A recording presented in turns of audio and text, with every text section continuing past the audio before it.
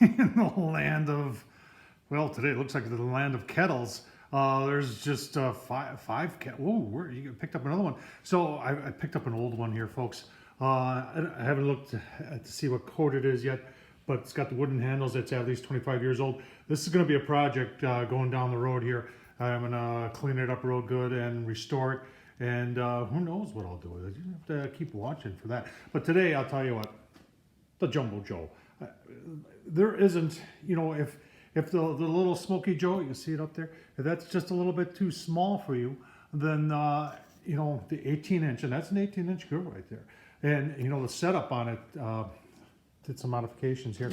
But I've got the Slow and Sear charcoal basket over there and creating an indirect zone. And then we've got the barbecue dragon stone in there. And I tell you what, that works real good for indirect. And I modified that too from a full-size one that goes on a 22-inch to fit on the 18-inch. And folks, obviously there's videos out there showing how to do that. Tom Horseman at YouTube. So I tell you what, why don't you go take a look at what we're going to cook today, and we'll get this thing fired up.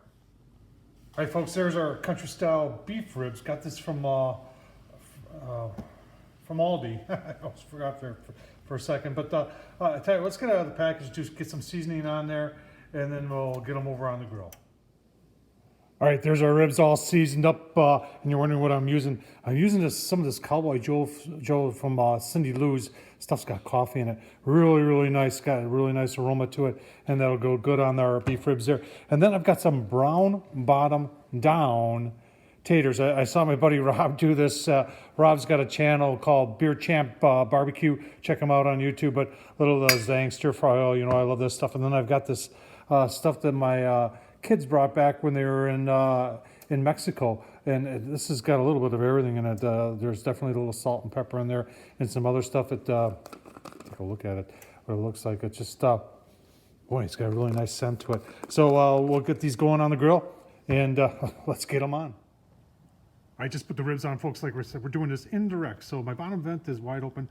Top vent, I've got it throttled down to 2/3. I want to get in that 200-degree range on the cold side. So what I mean by that is my coals are over there in the basket. My food's over here. I've got the stone over there to help regulate temperature. Right now it's in the 30s. It's overcast and it's pretty windy. So this is gonna really help to regulate. And you can see I've got 3 nice chunks of hickory on there. Just using some kinks for charcoal. And we'll keep on going here and give you a couple more look-sees as we proceed. All right, folks, let's take a quick look here. I am spraying with water about every 45 minutes. Remember, smoke likes to stick to wet meat, so water is all I use. So let's take a quick look here. Oh yeah, look at that. Looking mighty nice, looking mighty nice. So we'll keep going here. Give you a couple look-sees. One thing you got to remember with these little beef ribs is that if you got to wrap them, because otherwise they can get a little hard on the outside. So we'll take this, and we're getting good color in it right now, probably another half an hour, 45 minutes. Then I probably will wrap them in some tin foil and just to protect them a little bit and get them nice and tender.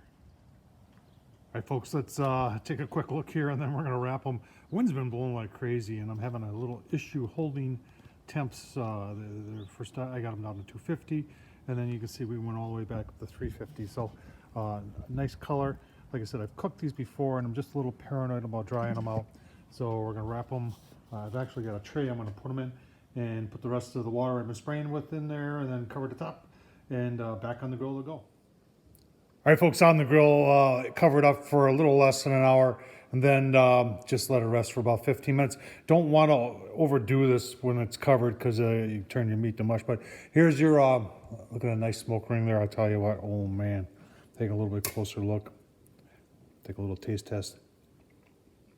Brown